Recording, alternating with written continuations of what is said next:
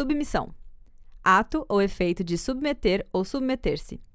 Disposição a obedecer ou aceitar o controle de alguém. Obediência, subalternidade. Condição de quem se sente obrigado a obedecer a uma regra, autoridade ou aos poderes constituídos. Subordinação, sujeição. Condição de quem se submete a outrem de modo servil. Subserviência. Você acabou de escutar as definições do dicionário para a palavra submissão, também conhecido como tira-dúvidas ou tira-temas.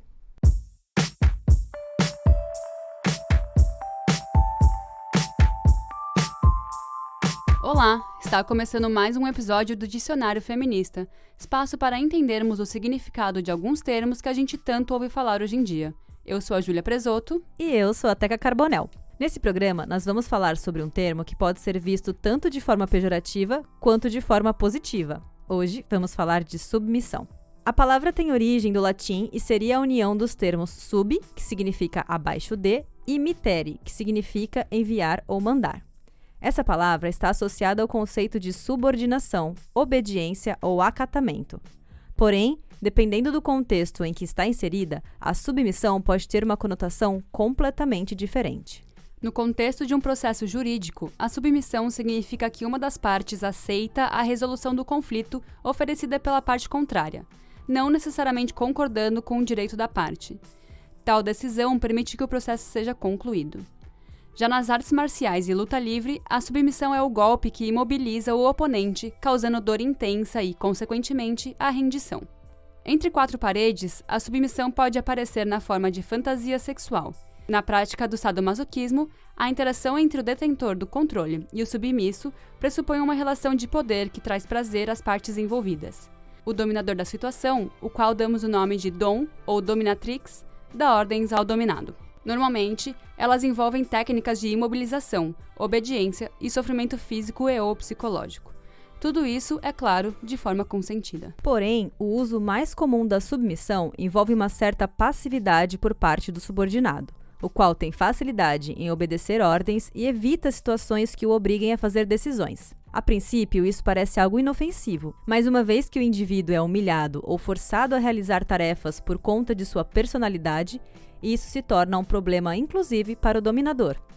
Em muitos casos, o subordinado acaba se encontrando em uma posição de servidão, a qual, a longo prazo, pode trazer consequências graves como a depressão, baixa estima e autoanulação. Essa linha tênue entre a submissão e a servidão se torna ainda mais problemática quando algumas religiões pregam a submissão feminina.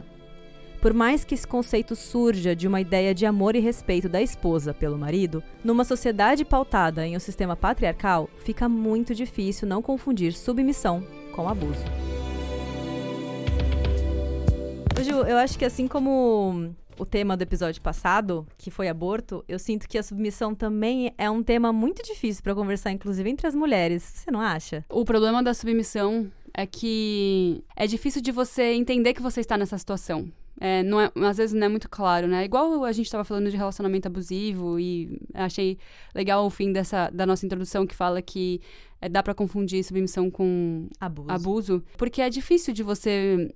Você tem que ter uma autoconsciência, né? Do seu papel num relacionamento para você ver que você é submissa, né? A polêmica que me vem na cabeça é porque o feminismo prega que a mulher faça o que ela quiser da vida dela. Só que algumas mulheres escolhem ser submissas. E isso também é algo que vai contra o princípio do feminismo, sabe? Ao mesmo tempo que a liberdade faz parte do princípio do feminismo, a submissão não faz parte. Só que você escolher ser submissa, sabe assim, essa que é a minha dificuldade, eu acho. Inclusive na conversa com outras mulheres, entendeu? Quando a mulher fala, não, mas eu quero fazer isso, eu quero tomar essa postura menor diante do meu marido, de ser inferior diante do meu marido, eu escolhi isso porque eu tenho a liberdade. Até nesses casos é que eu encontro a dificuldade do diálogo, entende? Eu entendo o que você quer dizer sobre escolher ser submissa. Escolher depender financeiramente, escolher ficar em casa, escolher cuidar da casa. Mas isso não significa que você se coloque num papel de submissão. Porque o seu trabalho é tão importante quanto o do seu marido. Não é porque ele traz... É que a gente vive nessa sociedade capitalista em que a pessoa que tem mais dinheiro significa que ela tem mais poder. Mas não necessariamente isso é verdade, né? Assim, o feminismo prega que você faça o que você quiser. Mas ele não prega que você seja submissa. Ele prega que você conscientemente faça a escolha de ficar em casa, faça a escolha de depender do dinheiro do seu marido, mas que você se enxergue com os mesmos olhos dele, assim, se enxergue no mesmo, se coloque no mesmo patamar dele de igualdade. Não é porque você não tem dinheiro que você não tá fazendo um trabalho importante. E não sei se você já cuidou de casa alguma vez, assim, tipo, sem trabalhar, mas é um trabalho muito cansativo, assim. E é uma coisa que não tem recompensa, né? Porque o trabalho do homem pode ser o mais cansativo que for, mas ele tem a recompensa do dinheiro. A mulher vai cuidar o dia inteiro de casa, e aí quando o homem chega em casa, ele ainda acha que ela tem que continuar cuidando de casa, porque é o trabalho dela, né? Então ela nunca tem descanso e nunca tem recompensa, né? É exatamente isso que você falou que é o meu problema com relação a isso. O problema não é a mulher escolher cuidar de casa. O problema é como que o homem vai ver essa situação. Porque o homem vai ver essa situação de forma que... mas se ela tá fazendo isso é porque eu posso, então, digamos, abusar dessa minha situação de detentor do dinheiro. Então, eu vou controlar as coisas que ela compra, eu vou questionar, eu vou falar que argumentos comuns entre relacionamentos abusivos entre casais heterossexuais é que, eu trabalhei o dia inteiro, você ficou em casa. Sabe? Como se cuidar da casa, que nem você falou, é muito trabalho mesmo, realmente. Ainda mais com filhos, então, é assim, não tem descanso, não tem tempo nem pra você ir no banheiro. Então, não considerar isso tão importante quanto o seu trabalho, em que você ficou sentado no escritório, né, resolvendo problemas, o meu problema é esse. Não é a mulher que está, entre aspas, escolhendo ser submissa. O problema é o homem que olha a situação e conclui que ela é menor que ele e, portanto, deve ser submissa a ele. E, assim, pela minha vivência, experiência de pessoas que eu conheço, essa é o maior motivo de divórcio, separação, problemas conjugais. Os casais héteros que eu conheço que estão em crise, normalmente é por causa disso. Assim, é muito difícil ser algo diferente disso. E essa aqui é a minha questão com relação à submissão, entendeu? Porque, imagina, é como se no seu trabalho, por exemplo, você cria cronogramas. É como se você ficasse um dia inteiro fazendo aquele cronograma maravilhoso, aí chega alguém, seu colega de trabalho, pega e joga no lixo. Ou, sei lá, destrói o arquivo e fala... Ou muda as cores ou todas. Ou muda tudo de lugar e fala que é assim mesmo. É isso, sabe? Por que quando é um trabalho doméstico a gente não considera como um trabalho formal, digamos assim? A gente tem tanta facilidade em ir lá e bagunçar tudo que outra pessoa arrumou. Enfim... É uma dinâmica que precisa ter os dois de novo, por isso que a gente insiste tanto, né? A gente precisa dos homens entrando nesse movimento também como aliados e entendendo como que as coisas devem... Em que direção as coisas têm que mudar pra ser bom pra todo mundo, né? Tem que ter essa é a minha questão. Tem que ter muita conversa entre os dois, assim, eu acho, né? Porque é difícil mesmo a gente tá nessa sociedade capitalista há tanto tempo que é difícil de você ver um valor numa coisa que não tem valor monetário, né? Então, precisa de conversa pra você entender que o cansaço psicológico dessa mulher, e a gente vai fazer um episódio sobre sobrecarga emocional. Sobrecarga emocional, pra falar mais sobre isso, porque é um assunto que precisa muito ser falado e precisa muito que os homens escutem, né? Pra eles entenderem tudo que a gente passa. Por que a gente fala tanto da submissão e a gente não fala muito da dominação? Porque pra existir o submisso tem que existir o dominador também, né? A submissão é uma relação de poder, né? Normalmente o poder tá na mão dos homens, né? Eu queria até também fazer um episódio sobre posse. Porque é esse domínio da mulher como se ela fosse algo, né? Como se ela fosse um objeto que faz com que tenha esse sentimento de dominação que causa a submissão, né? É isso, né? Pelo menos é a minha visão. Qual que é a sua visão? É a relação de poder, né, que existe. E na história da humanidade, quem sempre teve o poder foram os homens. Então, é natural que... assim, não é natural no sentido de aceitável, mas é algo que acontece que a gente tem essa tendência, né? De nós sermos as subordinadas e as submissas e os homens serem os dominadores. Na sua casa, você acha que essa dinâmica é igual, assim? Funciona dessa mesma forma? Não. Eu também acho que na minha não, assim. Eu até às vezes falo... Por favor, toma mais decisão. Eu tô cansada de tomar tanta decisão. Tô cansada de ter tanto poder. Pega um pouquinho pra você. Olha só, eu acho que agora a gente entra um pouco na área do amor, do relacionamento.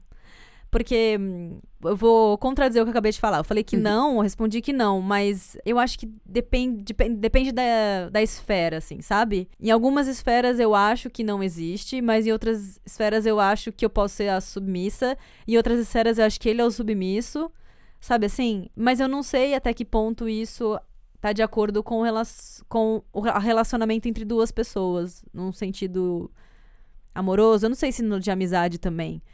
Porque é muito difícil você se atrair por uma pessoa em que você não adore de alguma forma, sabe? Em algum aspecto. E que você, consequentemente, vai se sentir um pouco submisso, digamos assim, sabe? Tipo assim, você precisa admirar uma pessoa em alguns aspectos pra você querer se relacionar com ela. Porque se você não admira a pessoa, você vai embora, não é? É interessante isso que você falou, porque eu sinto que em todo relacionamento, em toda a vida, né, do ser humano, relacionamento com ele mesmo ou com outra pessoa, a vida é tomada de decisões, né? Eu acho que é saudável isso que você falou, de uma hora você é submissa, uma hora ele é submisso, pra vocês dividirem um pouco essa carga. Eu acho que o problema é quando uma pessoa é submissa o tempo todo, e aí isso afeta a autoestima dela, afeta os relacionamentos dela, afeta a maneira como ela toma decisões sozinha, ela não vai mais conseguir tomar decisões sozinhas porque ela é submissa o tempo inteiro. Então, se você tá num relacionamento que é mais balanceado, assim, você falou isso e realmente, assim, dentro do meu relacionamento, o meu marido, ele é muito mais racional do que eu. Então, eu consigo ir pra ele quando eu tô precisando de razão. E ele consegue vir pra mim quando ele tá precisando de positividade, quando ele tá precisando olhar pro futuro de uma maneira mais sonhadora, assim. Eu sou muito sonhadora, né? Então, eu acho que e tem outros detalhes, assim, da vida, né? Mas, enfim, eu acho que existe esse balanço mesmo. E eu acho que isso é o saudável, assim, pra não cansar todo mundo, né? Eu acho importante também, Ju, além disso, você entender que essa submissão, digamos assim, né? Ela é mutável. Então, pode ser que hoje você seja referência pro seu marido no quesito positividade, planejamento do futuro. Mas pode ser que amanhã ele seja a sua referência. Que esse jogo vire. E tudo bem, sabe? E você estar disposta a aceitar que esse jogo vire e ele estar disposto a ser menos passivo diante do futuro dele ou dos pensamentos positivos dele, enfim. Eu acho isso importante, porque o que eu vejo muitas vezes acontecendo é a pessoa é submissa no casal. Tem uma das partes que é mais submissa em relação a uma coisa.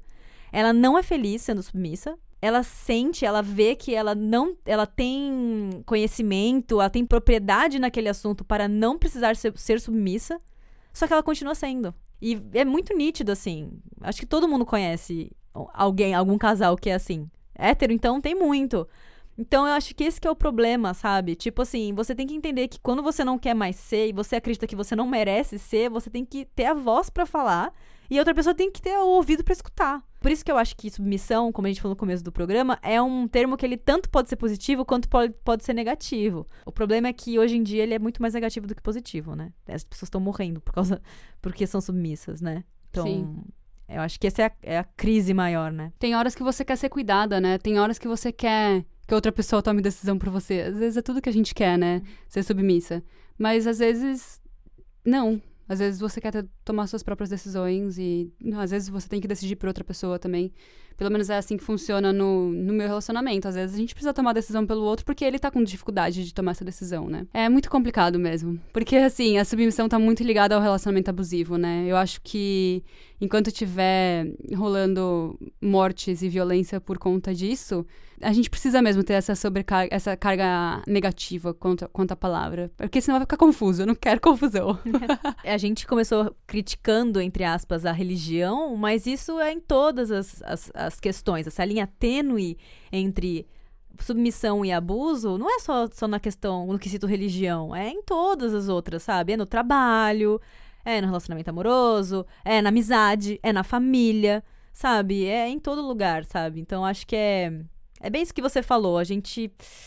Ai, é por isso que eu falo que é tão desconfortável pra mim falar sobre isso também, sabe? Porque eu nunca sei onde eu posso pisar que não vá acabar prejudicando outras pessoas, sabe? Ou algo que eu posso falar com uma amiga que não vá fazer com que ela se sinta fora do movimento feminista, sabe?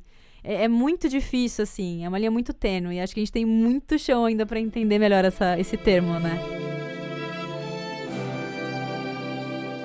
As relações de poder na minha família, eu vejo elas... A gente tá tudo no mesmo patamar, mais ou menos assim. Óbvio que quando eu era mais nova, meus pais tomavam muito decisões por mim, porque, né, você é uma criança. Mas eu vejo a minha família lidando com isso de uma maneira muito saudável. Enquanto outras pessoas ao meu redor, eu vejo que eles são completamente submissos, eles não têm voz nenhuma dentro da casa, né? Então, se o pai fala, é sim porque você mora debaixo do meu teto, eu que pago pelo seu teto. Eu lembro até de uma prima minha, a Dani, falando isso pra mim, eu nunca vou me esquecer de quando ela falou isso, que você não pediu pra nascer. Então, enquanto você estiver dentro daquela casa, a casa é sua também. Seus pais compraram, alugam aquela casa pra você morar também. Não é porque eles têm a relação de poder de ter o dinheiro que você não tem, que a casa não é sua. Você não pode considerar aquela casa sua nunca. Então, eu achei esse pensamento muito interessante, de tipo, ela falou pra mim uma vez, a casa não é minha e do Eric, que são meus primos, né? A casa não é minha e do Eric, a casa é minha, do Eric, da Letícia, da gata, do cachorro e da outra gata. É a casa de todo mundo. Quando a gata quer sentar na minha cabeça, ela senta, entendeu? Porque aquela cama também é dela. Eu achei esse pensamento, eu achei bonito, assim, é bem utópico, né? Porque aquela casa funciona daquele jeito, e eu acho lindo que funcione daquele jeito. Eu acho lindo que eles deem poder pra uma criança de 5 anos falar, essa casa é minha. Então, eu gostaria que fosse saudável dessa forma para todo mundo, porque por muito tempo eu vivi na minha casa sem gostar muito de viver na minha casa por outros motivos. E eu queria que fosse confortável para todo mundo, né? E não é, sabe? Quando tem essa relação de submissão muito grande, porque é o meu pai, porque meu pai detém toda a sabedoria e poder do mundo, putz, é muito, muito abusivo, né? A submissão passa a ser abusiva. Porque em momento nenhum você tem o poder de voz, né? Qualquer relacionamento, qualquer interação, principalmente dentro da família, que corte esse diálogo, o possível diálogo, cara, dentro da família eu acho isso tão problemático, sabe? Porque assim, entre amigos, sei lá, na escola, tipo, tudo bem até, sabe? Tudo bem assim, tá, vai, dá pra levar. Mas na sua própria família, na sua própria casa, que teria que ser a sua referência no sentido de quem eu quero ser no futuro, os meus valores, né, etc. Se você não consegue criar uma ponte de conversa, porque eu tenho poder e você cala a boca que eu pago as contas, é complicado, né, gente? É muito, né, vamos... É que assim, também é difícil de ficar falando, porque a gente nós não somos mães, então dizer que a gente também fala isso quando a gente vira mãe, a gente enche o saco, tá com o pacová cheio e fala, cala a boca aí que eu que pago suas contas, mas eu não acho muito legal, né? E quem nunca escutou isso, né, também, né, na nossa geração. Eu acho que tem maneiras de lidar com isso, né, assim, vou citar Gilmore Girls, porque elas têm uma relação muito gostosa, eu sempre sonhei, eu e minha mãe tendo aquela relação utópica demais, né, você assistiu Gilmore Girls? Opa, nossa, amo demais. A Lorelai sempre dá muita liberdade pra Rory tomar as decisões e ser quem ela quiser ser, só que chega uma hora que a Rory quer transar com um cara que namora. E aí ela fala assim, agora eu vou ter que colocar o meu chapéu de mãe, e vou ter que prestar o meu papel de mãe e falar, não faça isso. Então eu acho que é interessante essa dinâmica de tipo, eu tenho experiência, eu espero que você me ouça, espero que você aprenda com os mesmos erros que eu, porque a Lorelai passou por isso também, né? Então eu espero que você aprenda com o que eu esteja falando. Se você vai levar ou não, aí vai pra você. Mas eu acho que o problema é usar a relação de poder. O problema é usar, tipo, eu pago as suas contas, eu faço isso aqui girar. Se você não tá girando de acordo com a minha velocidade, com a minha roda, é você que vai sair, sabe? É você que não faz parte. Enquanto existe esse outro jeito de falar, do tipo, eu amo você, eu sei, eu tenho mais experiência do que você e eu espero que você me ouça, porque você está cometendo erro, sabe? Então, acho que tem maneiras de lidar com isso, que não sejam abusivas, né? Isso é problemático, não só, né, o que a gente falou da questão do diálogo, mas também para muitas pessoas que saem do armário, né? São expulsas de casa, justamente por exatamente o que você falou. Se você não vai girar na minha roda, porque eu acho que é errado gostar de pessoas do mesmo sexo, então você vai para fora da minha casa. E isso é uma dor, assim, que é muito triste, porque a nossa geração, a galera que a gente conhece, né, que passou por isso, a gente vê que é uma dor muito grande que essas pessoas passam e fica pro resto da vida. Por mais que os pais perdoem, ou tem pais que continuam sem perdoar até hoje, né? Essas pessoas não conversam com filhos e etc. E filhas também. Eu fico triste porque eu sinto que, assim, os nossos filhos vão mudar, né? A gente não vai ter esse tipo de embate com os nossos filhos de expulsar caso eles saiam do armário, etc. Só que parece que tá vindo uma onda que tá voltando com essas coisas, com esses conceitos, sabe? Tem uma onda de uma galera aí, meio close errado, que fica dando discurso incitando esse tipo de coisa de novo. Então, eu fico num desespero, sabe? Do tipo assim, cara, então tudo que esses nossos amigos passaram, todas as dificuldades foram em vão, porque parece que as pessoas ignoraram o sofrimento dessas pessoas. Então, de novo, falando assim, não, quem é gay é menos mesmo, merece ir pra rua, merece, sabe? Gente, de novo, sabe? A gente vai ver que é errado, que não tem fundamento, a gente vai passar por isso de novo, parece que tá batendo a cabeça no mesmo lugar. Enfim, é só um desabafo mesmo. Não, é muito interessante isso, porque aí isso me fez pensar em como a submissão também está nas nossas camadas sociais, assim, né? Não importa, por exemplo, se você é gay e você é, na maioria das vezes, o detentor de poder do seu relacionamento. Só que quando você sai na rua, você vai ser submisso da sociedade mais uma vez. Não importa quem você seja, se você, de alguma forma, alguma minoria, você vai ser submisso de alguma forma, né? Então, assim, gay é menos. Então, você é submisso de quem é hétero, sabe? Então, a mesma coisa vai pra trans, vai pra negros, vai pra pobres.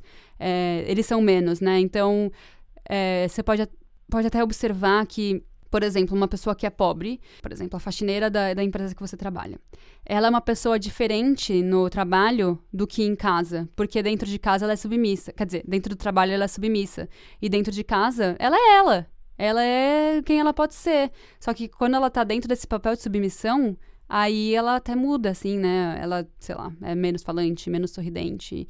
Então, isso me fez pensar bastante nisso. Isso que você falou sobre foi em vão, assim, o seu marido sempre fala isso, do pêndulo, né? O pêndulo, uma hora vai para um lado extremo, uma hora vai para o lado outro extremo e uma hora ele vai parar no meio. Quando a gente passa por uma mudança social muito grande, como foi, o feminismo agora chegou com muita força, o ativismo gay chegou com muita força, então a sociedade rebate com o outro lado sendo muito forte também, né? E até isso se tornar uma coisa tranquila, que seja saudável para todo mundo, vai demorar um pouco, sabe? Sempre vai ter alguém rebatendo até ficar tranquilo, até todo mundo entender. Então não foi em vão, mas a gente tem que continuar com força, assim, sabe? Mas dá o sentimento de incredulidade, sabe? Tipo, de novo, tô errando de novo, mesma coisa. Mas sim, você falou uma coisa que tem muito sentido, a questão do pêndulo, eu concordo totalmente. Mas voltando um pouco do que você falou sobre as minorias, que as minorias sempre estão sendo submissas em alguma esfera, camada social, etc. Eu queria entender com você, assim, falando um pouco das mulheres, porque é o nosso lugar de fala, mas você acha também que, não só as mulheres, mas você acha que essas minorias se colocarem no lugar de submisso é uma escolha? Ou a gente nasce assim já? A gente nasce submisso ou a gente se torna submisso? Não é uma escolha, assim. Eu tava fazendo essa reflexão outro dia. A minha psicóloga, ela me pediu pra lembrar e conversar com a minha família sobre quais eram os meus hobbies quando eu era criança. Pra eu entender e voltar, me conectar com essa pessoa que eu era quando criança. Porque ela falou que tudo o que vai acontecendo na nossa vida, a gente vai perdendo a conexão com a nossa essência. E a minha irmã foi a única pessoa, achei isso muito legal, porque eu e minha irmã, a gente deu uma afastada na adolescência e tal, mas a gente era muito próximo quando eu era criança. E minha irmã foi a única pessoa que lembrou que eu dançava muito, eu cantava muito, eu me apresentava, assim, minha família sentava, eu ficava dançando pra minha família, assim, eu não lembrava disso. E eu fiquei me perguntando por quê, né? Por que eu deixei de ser assim? Por que eu deixei de ser alegre? Por que eu deixei de ser dançante? E aí, são as porradas que eu vou tomando da vida que faz eu ser quieta, que faz eu ser... Cara, eu já toquei bastante nesse assunto no episódio de objetificação, que o meu corpo, ele é muito desejável, o meu corpo, ele é muito objetificado. Então, se eu quiser dançar, eu ainda vou ser objetificada mais ainda, sabe? Então, acho que essa é a minha resposta pra sua pergunta, assim. Eu não nasci submissa dessa sociedade, mas a sociedade me deu tantas pancadas que ela me fez me colocar nesse papel de submissa, né? Eu conheci uma menina, só porque você comentou esse negócio da objetificação, você me lembrou muito a história de uma menina que eu conheci aqui na faculdade, aqui em Vancouver, que era uma menina que ela era mega padrão de beleza, sabe? Assim, eu acho que ela seguia várias... Não sei se ela era blogueira também, Mas eu sei, porque assim, ela era muito padrão de beleza, tipo, muito. E ela era muito expressiva, ela conversava com todo mundo, ela falava alto, ela, assim, no sentido positivo, assim, ela se comunicava com todo mundo. Todo mundo sabia quem era ela chamava atenção e tal. E no meu curso, eu fiz um curso de TV, né, cinema, TV. E vira e mexe a gente se colocava como objeto da cena pra poder praticar mesmo, né, câmera, iluminação, som, etc. E sempre que colocavam ela lá, né, de stand-in, né, que é como a gente chama, sempre que colocavam ela lá, na frente da câmera, aquela menina travava. Mas não saía uma palavra da boca dela. E era bizarro, porque assim, atrás da câmera ela falava com todo mundo, conversava, agilizava as coisas, não sei o quê, super... na frente da câmera, ela era outra pessoa. Eu ficava muito tipo assim, cara, o que acontece com essa menina, sabe? Tipo, por que ela é assim? E agora ouvindo você falar, faz muito sentido, né? O quanto será que ela foi objetificada desde pequena? O quanto a beleza, digamos, exótica dela foi vista como sabe assim, como um convite pra alguma coisa, por muitos homens. E aí ela acabou se encontrando nessa posição e hoje em dia a forma como ela lida é assim, sabe? Tipo, ela trava, ela trava. Parece que ela, sabe assim, quando você joga água fria no gato, o gato trava igualzinho. Então, não joguem água fria nos gatos, tá, gente? Não maltratem os animais. Mas... É isso, é muito isso, né? A gente conversou sobre essa série no episódio de pornografia, que é quando a Amy do Sex Education, ela passa por uma situação de abuso dentro do ônibus, e a Amy era super faladeira, sorridente, ingênua, fofinha e super padrão. E aí ela passa por essa situação, ela muda totalmente a personalidade dela, ela fica quieta, ela fica envergonhada, ela muda a roupa dela, então ela se tornou submissa da sociedade mais uma vez. É muito ridículo dizer isso, assim, né? Mas quando eu morava em São Paulo, eu colocava uma roupa e eu achava que eu estava muito bonita, eu trocava. Eu tenho um vestido que eu não usava em São Paulo, eu só usava quando eu sabia que... E é um vestido longo, é um vestido que cobre até o peito, assim, até o pescoço e até o pé. Eu lembro de eu só usar ele quando eu estava com meu marido... eu fosse entrar do prédio pro carro, do carro pro restaurante, do restaurante pro carro, do carro pra casa. Porque ninguém ia me ver. Eu só podia estar bonita para o meu marido, porque ele não ia me colocar nesse papel, né? De submissão, de objetificação e etc. Toda mulher tem uma roupa assim. Toda mulher tem uma roupa que só vai usar se for sair de casa, entrar no carro, sair do carro, entrar no evento, sei lá, no lugar onde ela vai. Cara, não tem... Agora... Eu queria perguntar para os homens ouvintes, vocês têm alguma roupa que vocês só usam caso vocês não vão... Ter contato com pessoas. Ter contato na rua com alguém? Tem alguma roupa assim? Toda mulher tem. Pergunta para qualquer uma em volta de você. Elas vão falar, tenho. Todo mundo tem. Todo mundo não, toda mulher. E não é uma roupa sexy, assim, essa daí. É só uma roupa que eu sei que eu vou chamar muita atenção. Miga, e mesmo se fosse, né? Mesmo se fosse o fio dental, tipo, ninguém dá o direito de te objetificarem, enfim, e por aí vai. Mas vamos voltar um pouco aqui pro tema. Vai longe, é que vai misturando, né? É difícil. A gente... Eu falei sobre isso ontem com meu marido, porque ontem a gente assistiu um episódio sobre a pornografia no canal que eu vou falar mais uma vez, Ilha de Barbados. A Dread Hot, que participa. Eles estão roubando nossas pautas, hein? Meu Deus! Só que ela é super a favor, né? Ela não, em momento nenhum, fala sobre a submissão da mulher na pornografia, a objetificação, o abuso. Ela faz pornografia feminista e aí ela até acaba falando assim, mulheres, entrem para a pornografia, e faz um coraçãozinho com a mão. Aí a gente acabou o vídeo e ele falou, e aí, o que você achou? Eu falei, foi doloroso, porque em momento algum ela considerou todos esses temas que a gente falou. Então, a gente criou uma base pra falar sobre isso, né? Assim, não tem como você falar sobre pornografia sem antes ter falado sobre patriarcado, objetificação, sobre machismo, sobre feminicídio, e aí abordar a pornografia. Então, assim, a gente vai falar sobre submissão, a gente vai falar sobre o episódio 1, 2, 3, 4, 5, 6, 7, 8, 9. Porque tá tudo conectado, né? E é perigoso, né? Porque pra quem chegou agora, digamos assim, parece que a pornografia é super legal, que a história da pornografia não envolveu abuso. Que como a gente falou no episódio de pornografia, que a maior estrela, a maior atriz pornográfica da história, a primeira atriz pornográfica da história, relata ter sido estuprada enquanto estava fazendo o filme. Então você ignora toda essa história de mulheres que sofreram, de novo aquela sensação de caraca, então sofremos à toa, porque aí vem uma pessoa, não tem nada contra ela, eu acho até legal, essa postura dela é diferente, interessante, é legal pra gente descobrir e discutir, mas cara... Miga, é meio que um desserviço. Eu não assisti o vídeo, tá? Do Ilha dos Barbados. Não, é muito de serviço, assim. Eles acertam em alguns pontos, assim. Mas é isso, não tem como você falar sobre pornografia sem trazer recortes. Não tem como a gente falar sobre o feminismo sem trazer recortes, sabe? A gente tem que considerar as outras pessoas que estão sofrendo mais do que a gente, né? Eu falei pro Vitor, ela tem uma produtora feminista, de filme feminista. Mas qual é a porcentagem de produtoras feministas que existem? E a porcentagem de produtoras abusivas, sabe? Então, ela não considerou isso em nenhum momento, sabe? Mas enfim. Vem cá, Dead Rocha, vamos conversar. Vem cá, dá mãozinha. Vamos trocar uma ideia, adoro. Você acha que ser submissa traz algum benefício? Sim, traz benefícios, né? E por isso que, de novo, é complicado, porque a gente sabe que quando a gente... Vou dar um exemplo prático, mas que eu vou roubar de um outro lugar. O podcast The Guilty Feminist é um podcast que a gente já indicou aqui.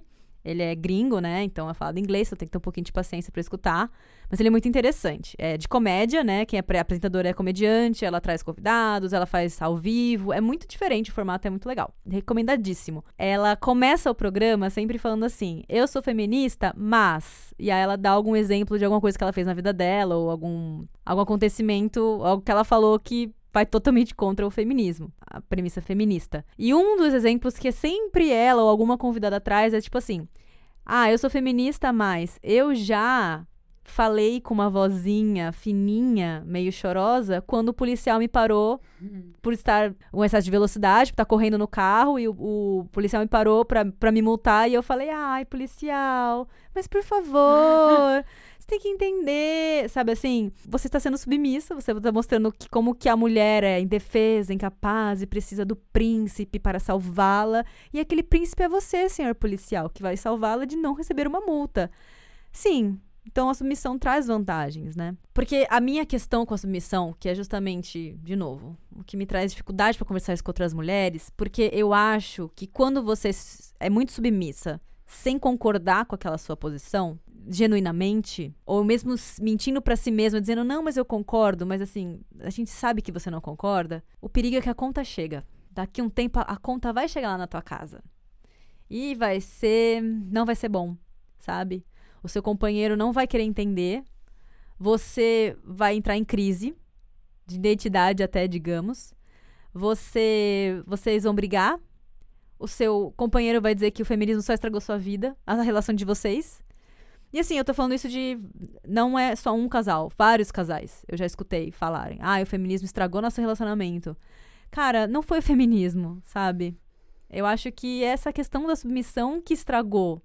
Quem primeiro falou que a submissão é amor, errou, que estragou o seu relacionamento. Submissão não é amor, sabe?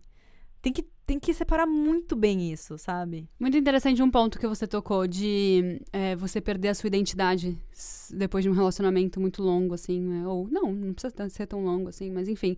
Quando você tá num relacionamento em que você é submissa, você perde a sua identidade porque a pessoa toma todas as suas decisões. Desde qual filme a gente vai assistir hoje, qual comida a gente vai comer. Você começa a se perguntar: qual filme eu gosto de ver? Qual filme eu vejo porque ele gosta? Existe diversos problemas na submissão. E o principal deles é levar um relacionamento abusivo e violento. Mas existe também a perda da identidade, que é muito triste, né? É muito engraçado isso, Ju, porque eu passei por um relacionamento longo e depois eu me separei. Não era um relacionamento abusivo, tá? Então, eu tive, entre aspas, esse privilégio de passar por um relacionamento que não era abusivo.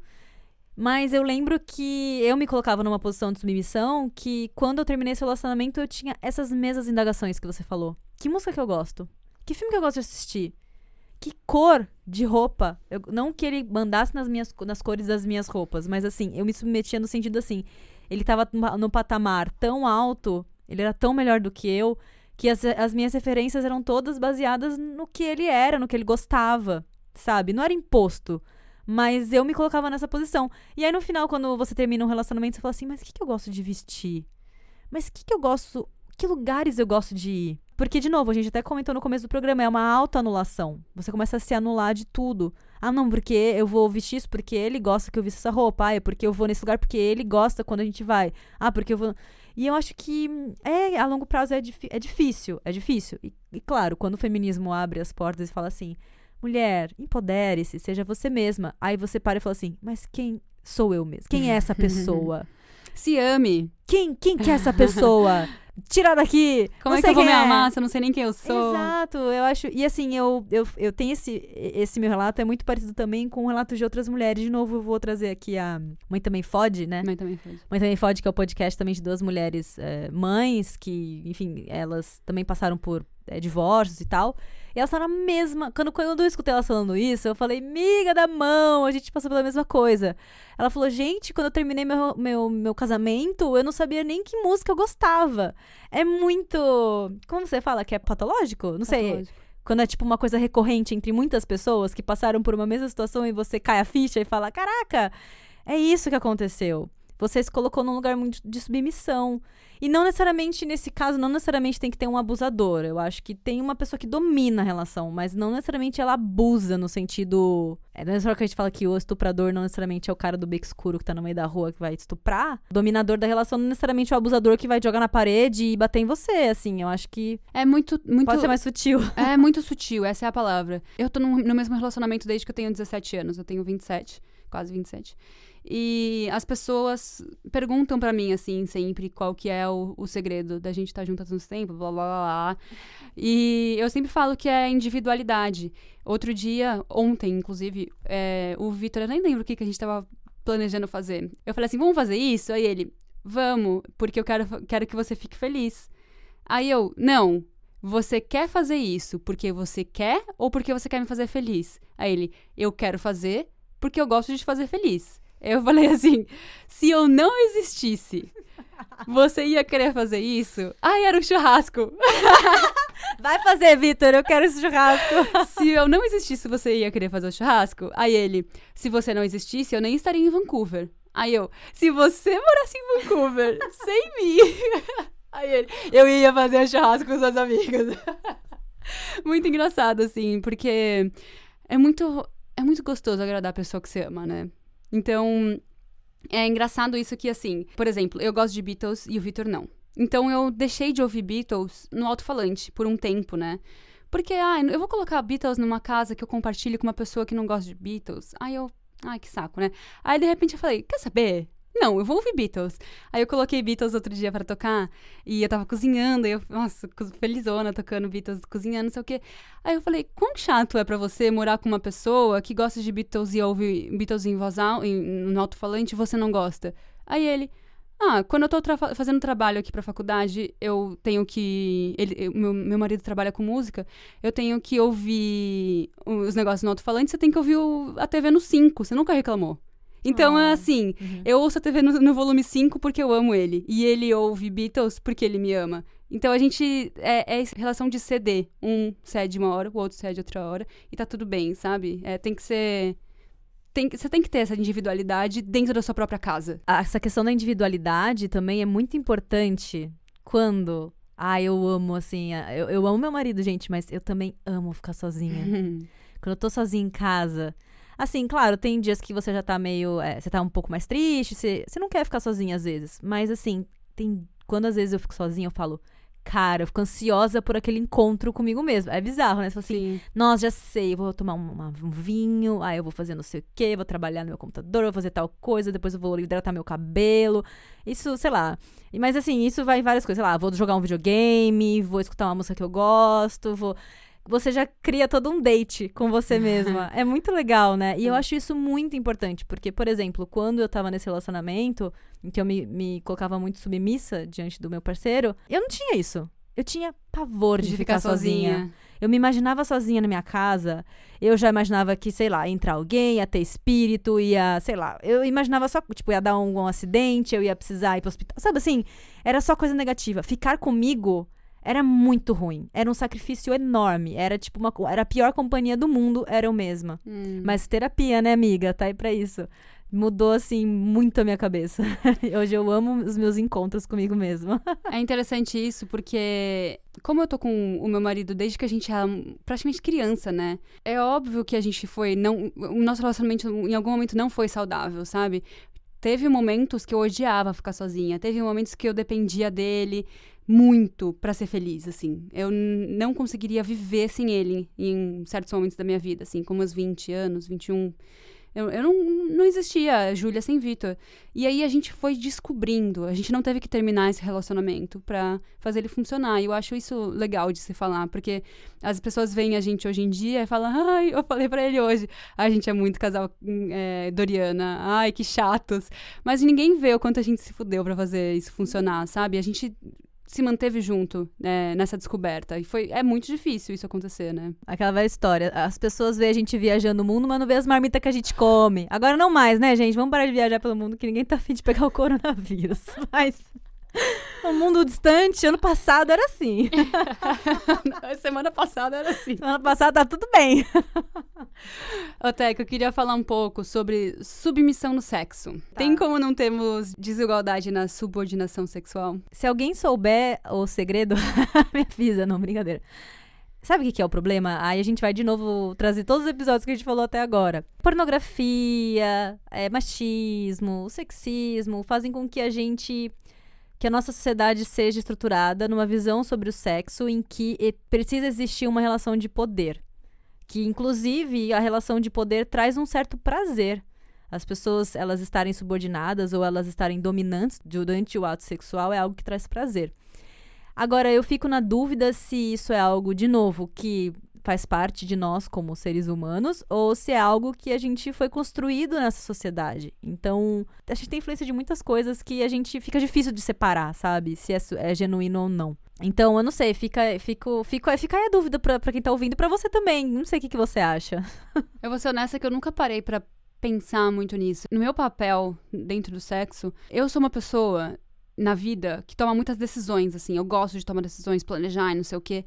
Então, no sexo, eu gosto de não ter que tomar decisão. Ai, mas isso é muito de todo mundo que é assim. Todo mundo que é proativo na vida é passivo no sexo. Todo mundo que é passivo na vida é proativo no sexo, cara. Ai, eu já tomo tanta decisão. O que você quer fazer? Me fala que eu faço. Então, pra mim, é confortável. É engraçado isso, porque... Eu tô falando de várias esferas do meu relacionamento, né? E aí a gente vai vendo como em momentos eu sou submissa, enquanto em outros momentos ele é submisso. E aí tá tudo bem, eu acho, né? Eu acho que, igual, eu vou repetir mais uma vez, o problema é quando você é submisso o tempo todo.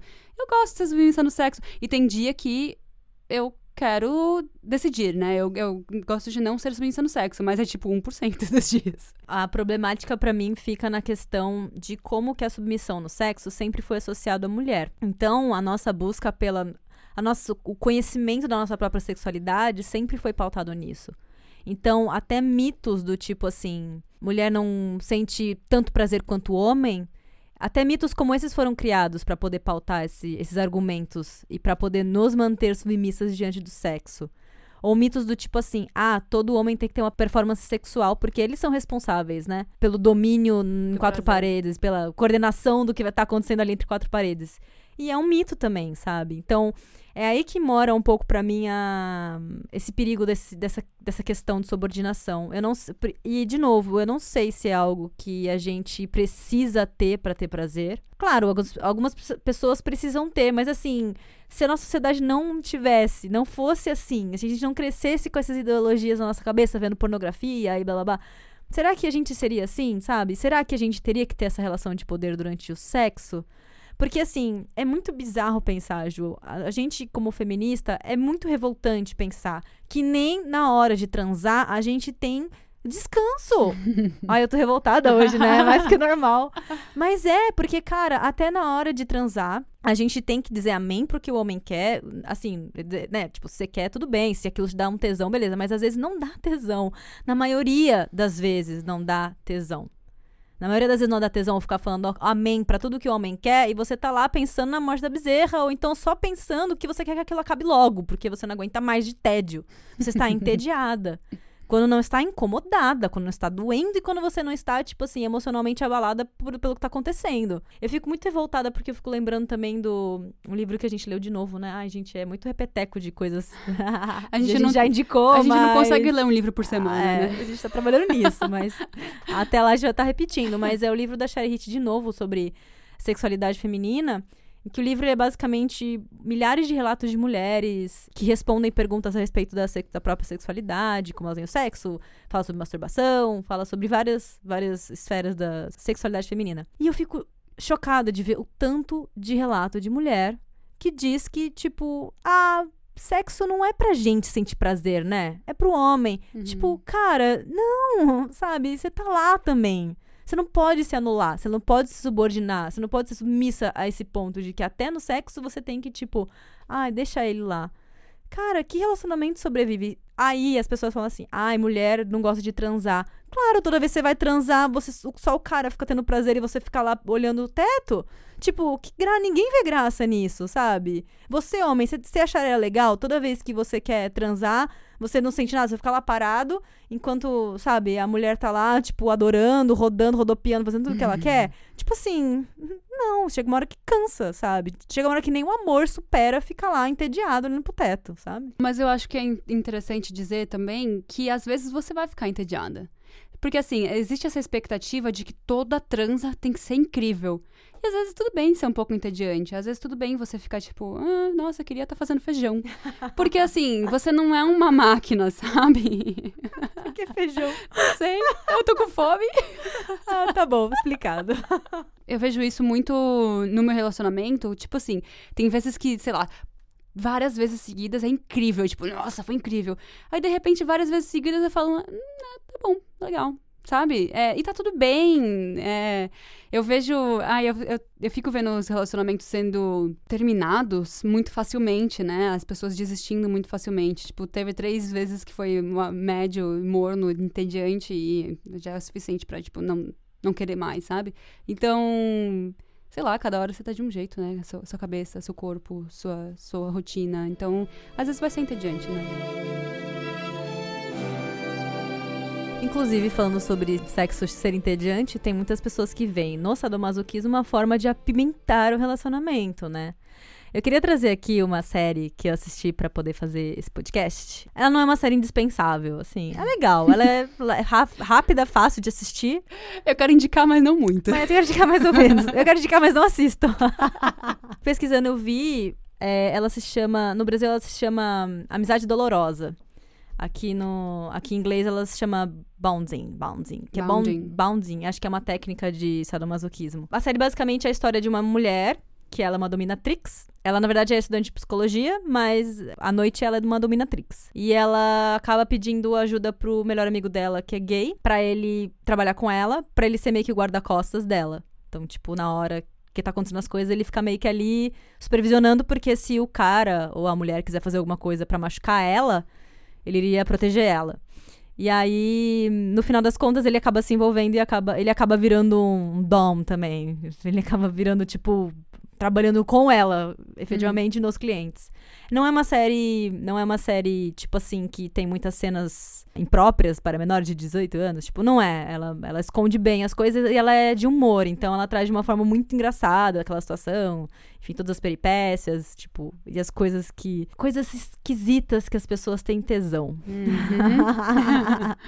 Eu já acho esquisito a própria técnica do sadomasoquismo, com ou sem violência física, mas eu acho esquisito esse excesso da subordinação, sabe? Uma hora você ser subordinado, acho que, né, uma certa subordinação na hora do sexo eu até acho legal, mas tem pessoas que, tipo, precisam escutar a pessoa falando coisa ruim dela, real, assim. Sério? Ou mesmo sendo violentadas fisicamente. Pra mim, assim, cara, envolveu dor, pra mim, eu já tô fora, sabe? Eu acho que a dor e o prazer, eles estão muito próximos, né? Então, isso eu até consigo entender. Agora, você precisa ouvir que você é um lixo pra você sentir prazer, é um problema psicológico aí, né? Então, mas tem pessoas que veem como, sadomasoquismo, ele é assim. Porque o princípio do sadomasoquismo é esse, entendeu? Tipo, de você ser amarrado.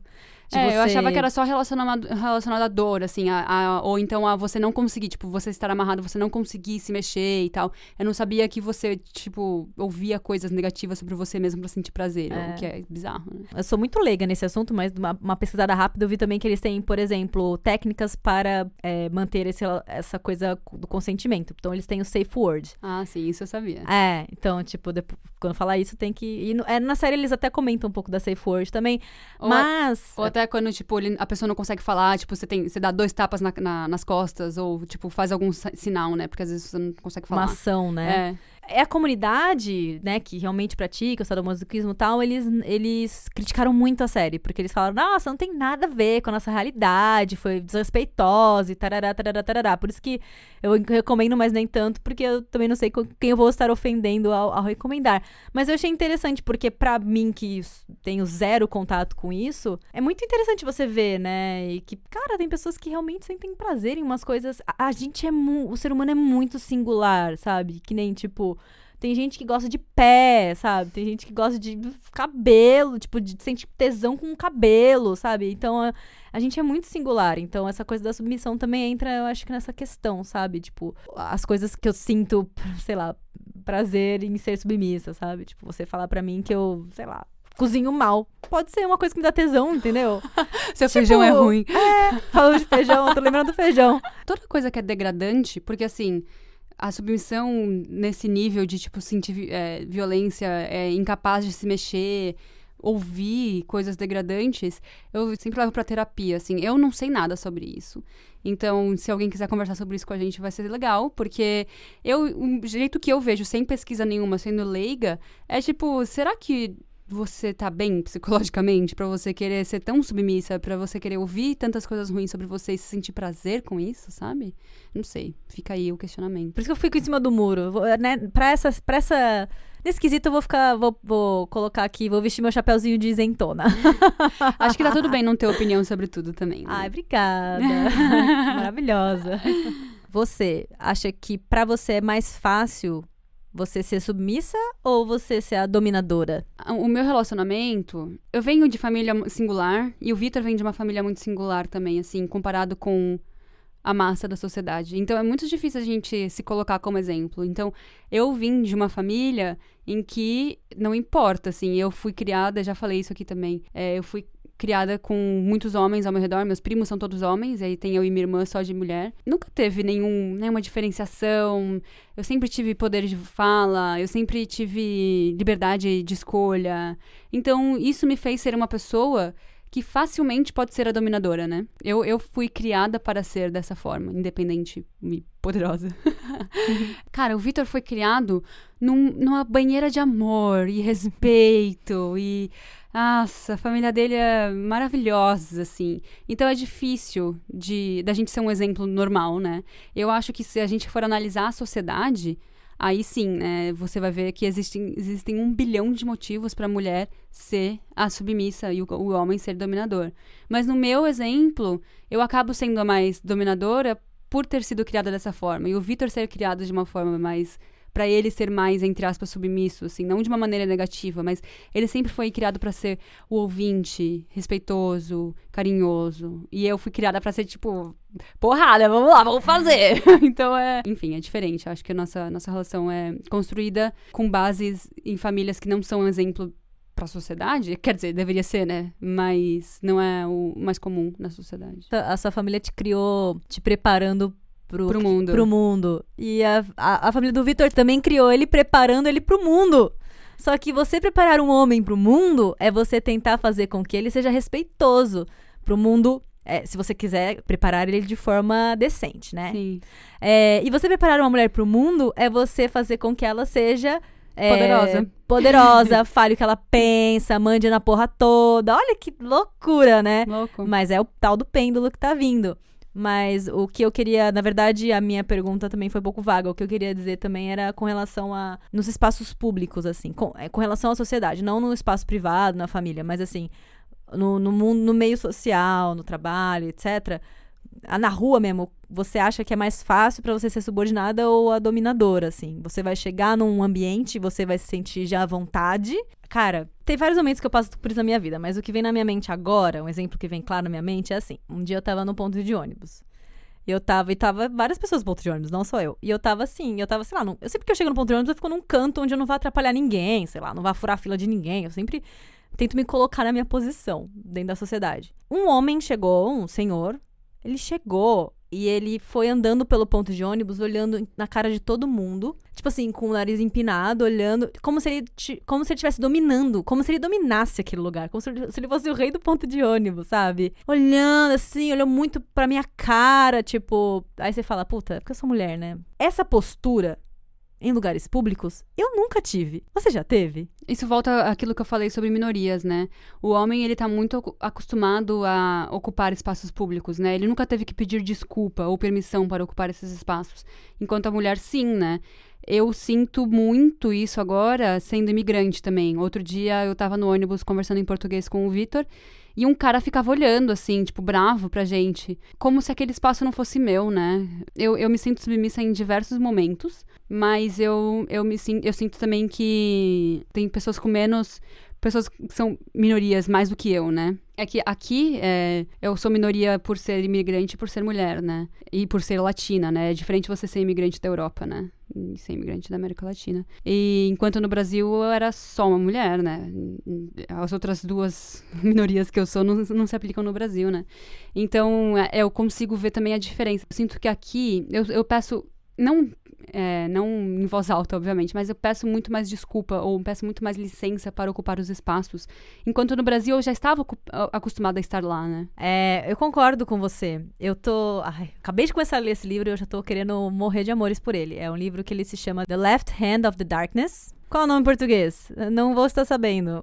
Depois a gente coloca lá. A gente põe depois na descrição. Desculpa, gente.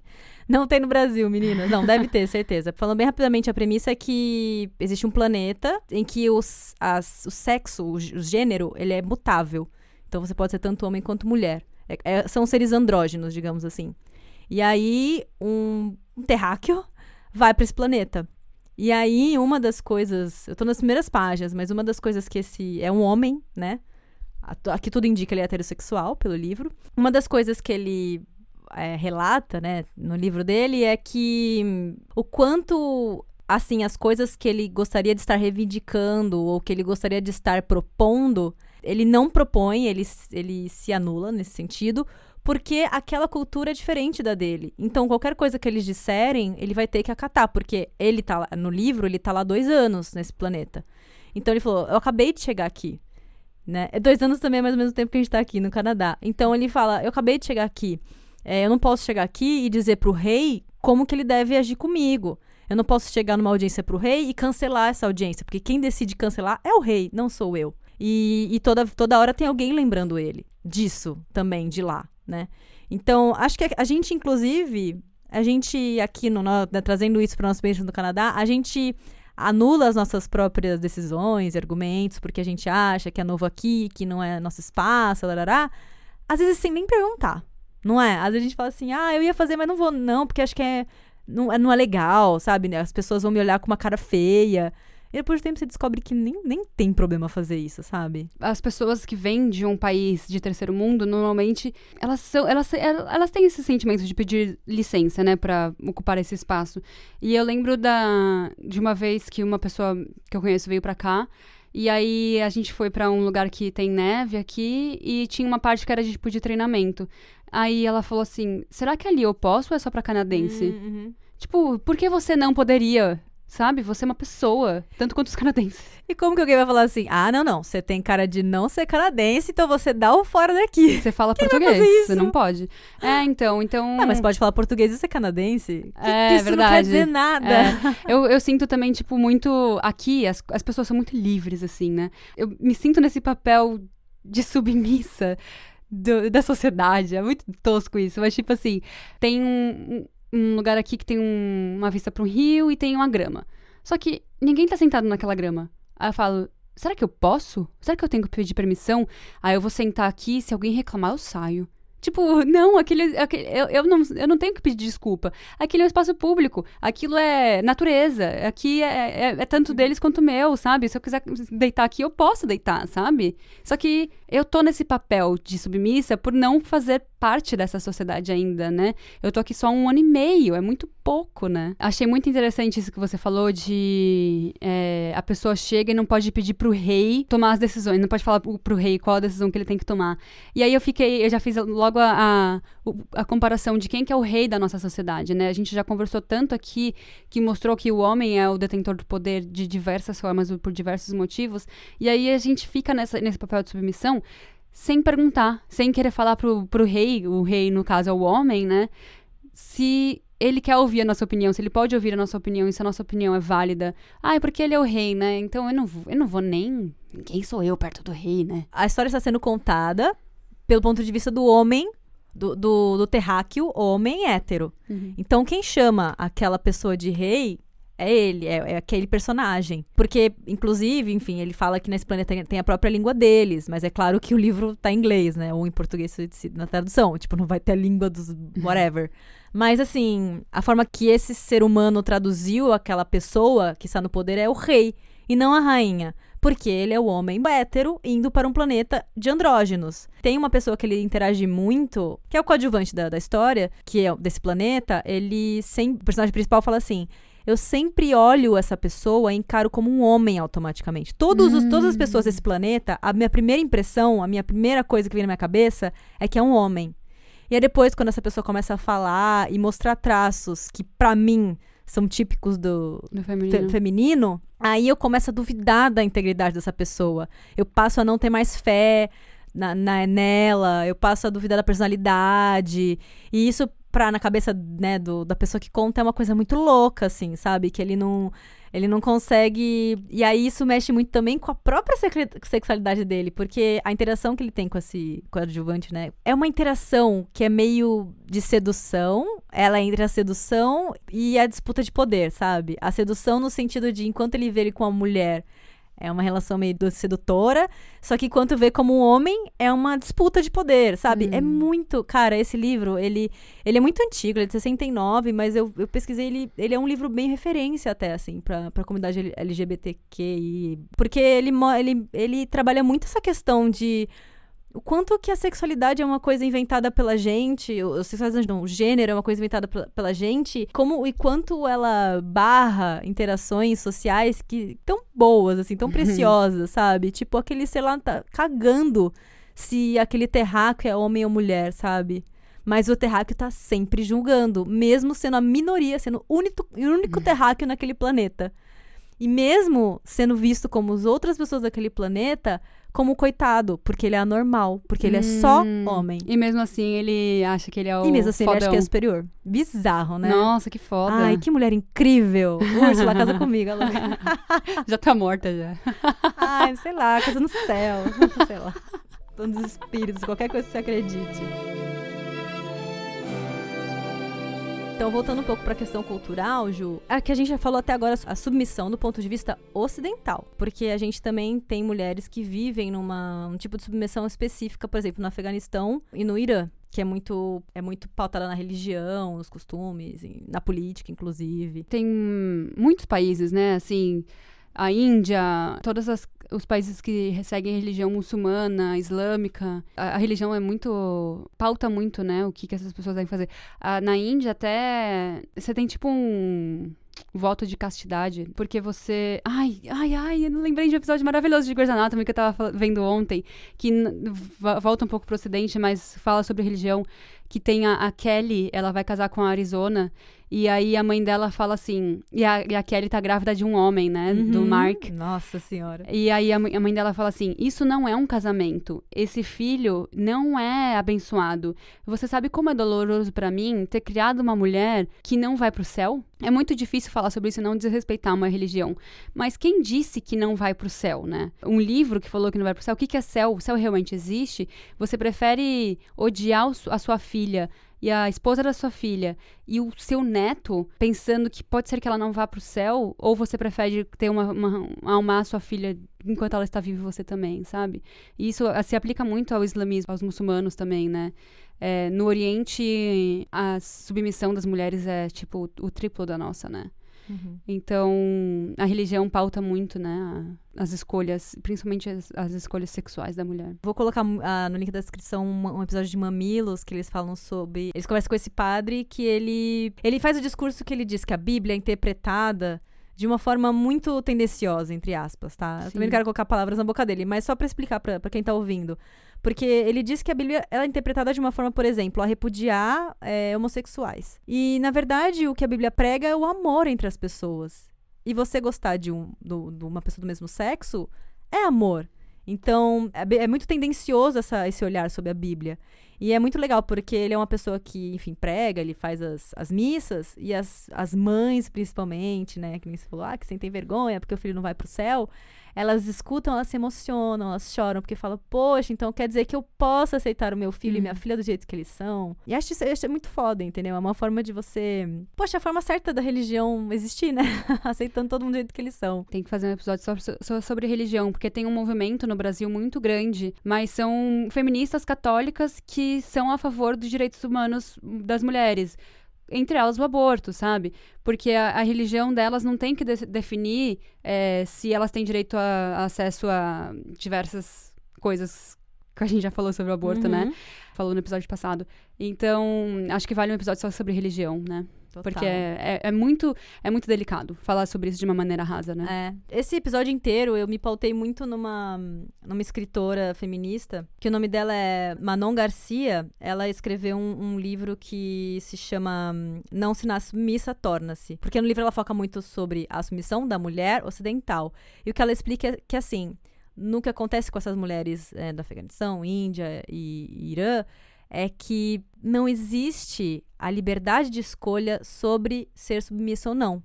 E para essa autora, isso não caracteriza a submissão, isso caracteriza a escravidão. Nossa, que forte. Então, seria uma outra categoria a ser tratada e, inclusive, ser vista de uma forma muito especial, né?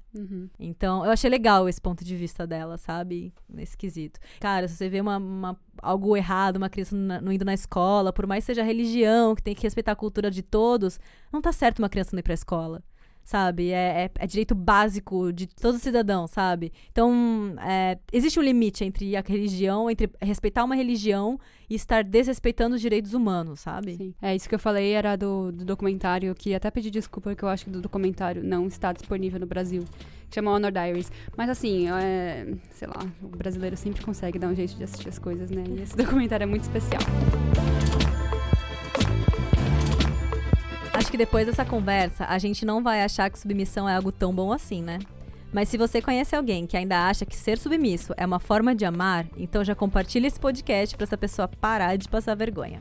E se você conhece algum outro termo que precisa ser desmistificado, pode mandar pra gente lá no Instagram, @dicionariofeministapod, no e-mail dicionariofeministapodcast@gmail.com ou nos comentários no canal Dicionário Feminista, se você estiver escutando pelo YouTube. A gente vai ficar muito feliz de ouvir você por lá, ouvir as suas sugestões, críticas e histórias. Lembrando que esse podcast só é possível com a estrutura da Biblioteca Pública de Vancouver e o apoio emocional dos nossos amigos e parceiros de lutas diárias. Como a gente só trabalha com fatos, todas as fontes citadas nesse programa estão na descrição. Para quem quiser estudar mais sobre o assunto, é só dar uma passadinha lá. Muito obrigada por ouvir a gente e tchau! Tchau!